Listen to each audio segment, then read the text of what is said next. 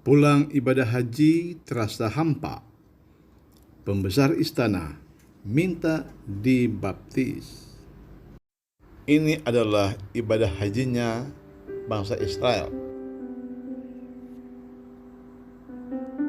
Kisah ini terdapat di dalam Kisah Para Rasul 8 ayat 26 sampai 40, di mana dikatakan ada seorang sida-sida pembesar dan kepala perbendaharaan Sri Kandake, Ratu Negeri Ethiopia, yang pergi ke Yerusalem untuk beribadah. Ya, dia datang dari Ethiopia ke Yerusalem, Israel, untuk beribadah. Itu artinya dia orang Yahudi berkebangsaan Ethiopia yang datang beribadah di Yerusalem, karena hanya orang Yahudi yang beribadah di Yerusalem.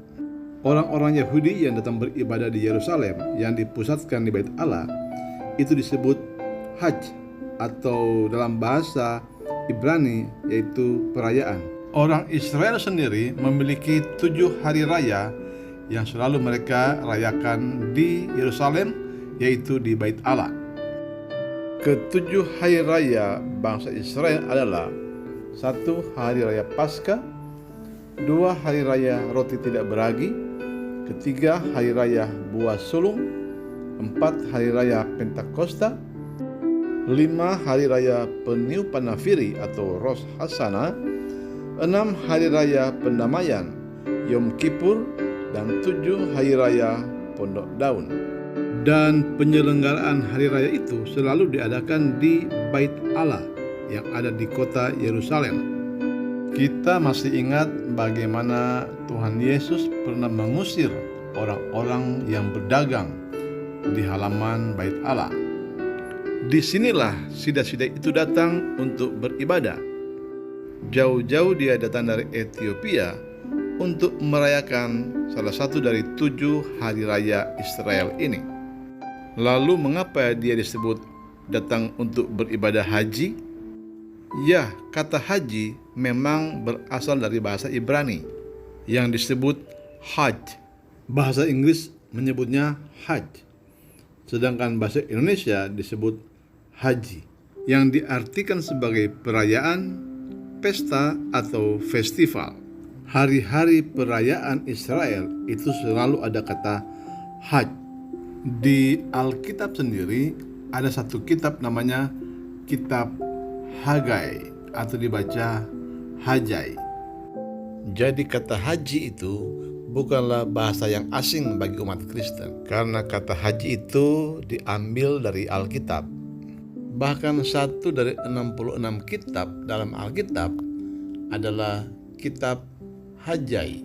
Dan salah satu nabi Israel bernama Hagai atau Hajai, di mana di Indonesia dikenal dengan sebutan haji. Kembali ke masalah sida-sida tadi, seorang kepala bendahara Ratu Sri Kandake dari Ethiopia, dia itu dikatakan pulang dari ibadah haji di Israel atau di Yerusalem. Tetapi dalam ibadah haji itu ternyata dia tidak mendapat apa-apa. Dia merasa hampa. Dalam perjalanan pulang kembali ke Ethiopia, ketika dia berada di daerah Gaza, dia beristirahat dan dia membaca Alkitab. Yang dibacanya adalah Yesaya 53 ayat 7 dan 8 berkata, "Seperti seekor domba ia dibawa ke pembantaian, dan seperti anak domba yang keluh di depan orang yang menggunting bulunya, demikian ia tidak membuka mulutnya. Dalam kehinaannya berlangsunglah hukumannya. Siapakah yang akan menceritakan asal-usulnya? Sebab nyawanya diambil dari bumi." Roh Kudus kemudian menyuruh Filipus untuk menjumpainya di Gaza. Filipus pun bertanya, "Mengertikah Tuhan apa yang Tuhan baca?" Dan dibilang, "Bagaimana aku bisa mengerti kalau tidak ada yang membimbing aku?" Filipus pun mulai menyampaikan firman Tuhan bertolak dari ayat itu. Dan ayat itu sebenarnya berbicara tentang Yesus Kristus yang disalibkan. Sida-sida itu pun percaya, dan saat itu juga dia minta dibaptis. Kisah Para Rasul 8 ayatnya yang ke-39 berkata, dan setelah mereka keluar dari air, Roh Tuhan tiba-tiba melarikan Filipus, dan sida-sida itu tidak melihatnya lagi. Ia meneruskan perjalanannya dengan sukacita. Ya, ketika dia terima Yesus, percaya Yesus, dan dia sudah dibaptis, maka ada sukacita yang meluap-luap di hatinya. Sukacita itu dia tidak dapatkan ketika menghadiri sebuah perayaan. Jauh-jauh datang dari Ethiopia ke Yerusalem dengan membuang biaya yang begitu besar, tapi justru dia tidak mendapat apa-apa. Tetapi di dalam Yesuslah dia memperoleh damai dan sukacita. Dia pulang ke Ethiopia dengan hati yang penuh damai, penuh sukacita. Bukan karena dia beribadah dengan kiblat di Yerusalem, bukan karena sebuah perayaan, bukan juga karena sudah membuang biaya yang besar, tapi karena dia sudah jumpa dengan Tuhan Yesus yang sudah mati dan bangkit dan memberikan dia hidup yang kekal. Mengapa dia tidak menemukan Tuhan di bait Allah? Karena Yesus berkata dalam Yohanes 4 ayat 21 sampai 24, percayalah kepadaku hai perempuan, saatnya akan tiba bahwa kamu akan menyembah Bapa, bukan di gunung ini dan bukan juga di Yerusalem.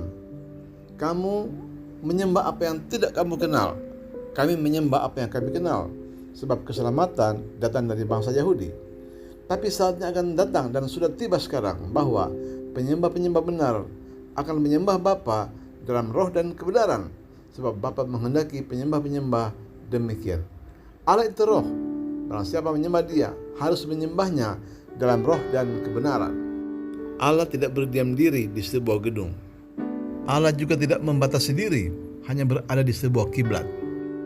Dimanapun kita berada dan arah manapun kita berkiblat, Allah ada di sana. Sebagaimana sida-sida dari Ethiopia bertemu dengan Tuhan di jalan ke Gaza, demikian juga Tuhan bisa bertemu dengan Anda dimanapun Anda berada sampai ke kamar tidur Anda.